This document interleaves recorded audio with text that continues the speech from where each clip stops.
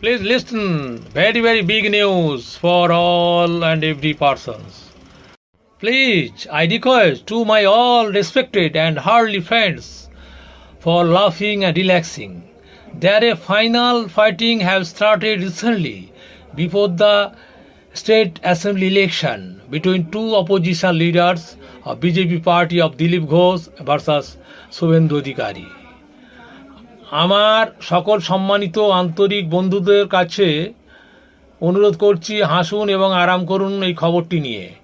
2026 সালের বিধানসভা নির্বাচন বা স্টেট অ্যাসেম্বলির আগে বিজেপি দলের দুই বিরোধী নেতা, বিশেষ করে দিলীপ ঘোষ এবং বর্তমান বিরোধী নেতা শুভেন্দু অধিকারের মধ্যে একটা তুমুল সংঘর্ষ জায়গায় এসে গেছে, বাকবিতণ্ডা শুরু হয়েছে। সেটা শুধু হাস্যকর নয়, রহস্যময়ও বটে। তবে এই বর্তমান দ্বন্দ্বটি শাসক দল তৃণমূলের পক্ষে জয় জয়কার এবং আনন্দদায়ক খবর বলে, সুখবর বলে সবাই বুদ্ধিজীবী জ্ঞানীগুণী মানুষ মনে করেন। আপনারা সাধারণ মানুষ এই ব্যাপারটি ভাবুন, চিন্তা করুন, দেখুন, পর্যবেক্ষণ করুন। আপনাদের উপর যথেষ্ট দায়িত্ব রইল। তিনি তার মন্তব্য, তার চলার ধরন, তার কাজের ধরন, প্রেম প্রীতি ভালোবাসা, রাগ বিরহ দহন, চটি চাটা চাকর বাকর ভাতাজীবীদের নিয়ে ফুর্তি মারাচ্ছেন দীঘাতে। যারা 21 সালে এসছে, 20 সালে বিজেপিতে এসে না, তারা বিজেপি বুঝতে পারবে না।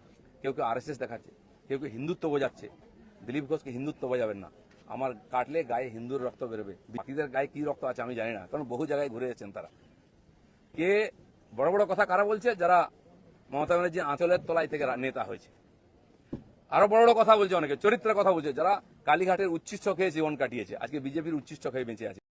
কিন্তু দিলীপ ঘোষ তিনি তার মন্তব্য, তার চলার ধরন, তার কাজের ধরন, প্রেম প্রীতি ভালোবাসা, রাগ বিরহ দহন, চটি চাটা চাকর বাকর ভাতাজীবীদের নিয়ে ফুর্তি মারাচ্ছেন দীঘাতে।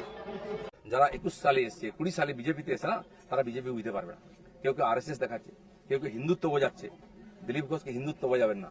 আমার কাটলে গায়ে হিন্দুর রক্ত বেরোবে। বাকিদের গায়ে কি রক্ত আছে আমি জানি না, কারণ বহু জায়গায় ঘুরে যাচ্ছেন তারা। কে বড় বড় কথা কারা বলছে? যারা মমতা ব্যানার্জি আঁচলের তলায় থেকে নেতা হয়েছে।